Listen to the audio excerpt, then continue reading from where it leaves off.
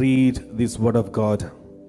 That is Acts of the Apostle, chapter 16, verse 26 onwards.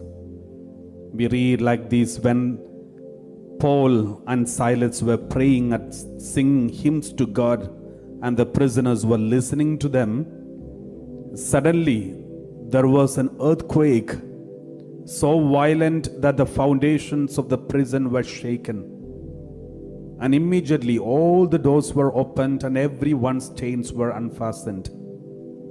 My dear brothers and sisters, this is a wonderful experience, wonderful passage from the Bible, Acts of the Apostle, chapter 16, verse 26. Whenever I read this passage, I used to be shocked. I used to feel the way the Lord works in our life.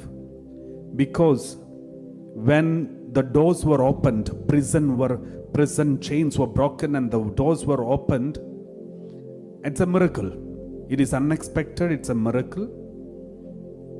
It is normal for every human being to come to a conclusion that it is time for them to escape. And it is God's blessing. It's a miracle. The Lord has opened the gate for them and now escape. So that's how we normally come to a conclusion. Let's read verse 27. What happened? When the jailer woke up and saw the prison doors wide open, he drew his sword and was about to kill himself, since he supposed that the prisoners had escaped. So the jailer thought the prisoners escaped, so he was about to commit suicide. Then suddenly, verse 28, we read like this: but Paul shouted in a loud voice, "Do not harm yourself, we are all here." My dear brothers and sisters, what a wonderful discernment of St. Paul.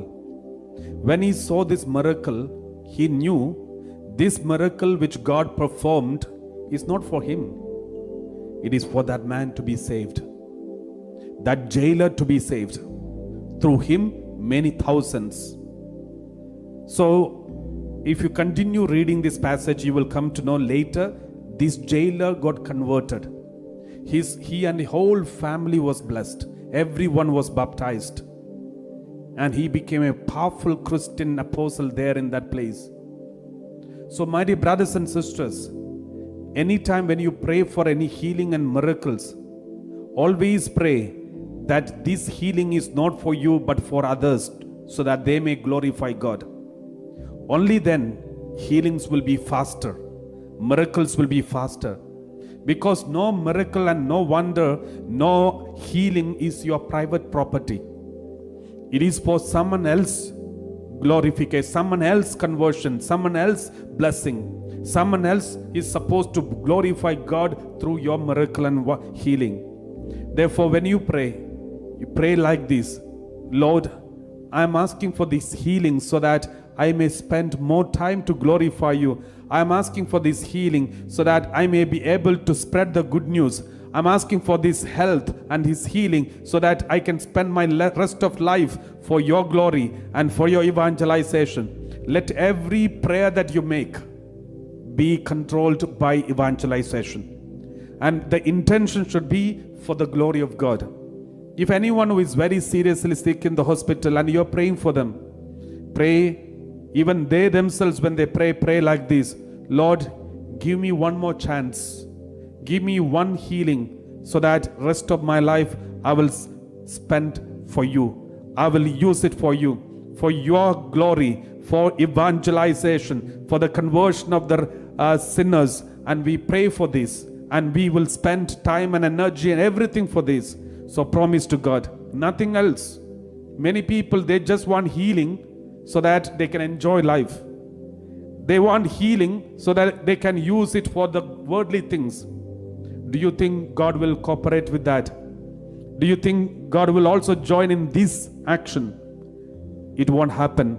So let every healing, every prayer that we pray be spiritual. It's for the glory of God, for the conversion of souls. Let's pray for that intention. You will see miracles. Here Saint Paul waited. He didn't run as soon as he saw the miracle. He didn't escape from the prison when the doors were opened miraculously. He knew it is not for me to escape, it is for someone else to be converted. And this should be the attitude we should have when you see any miracle in your life or someone else's life. It is not a private property for us to glorify ourselves and enjoy it for personally, but it is a miracle that the Lord has given us as a public property to glorify God and build up the church.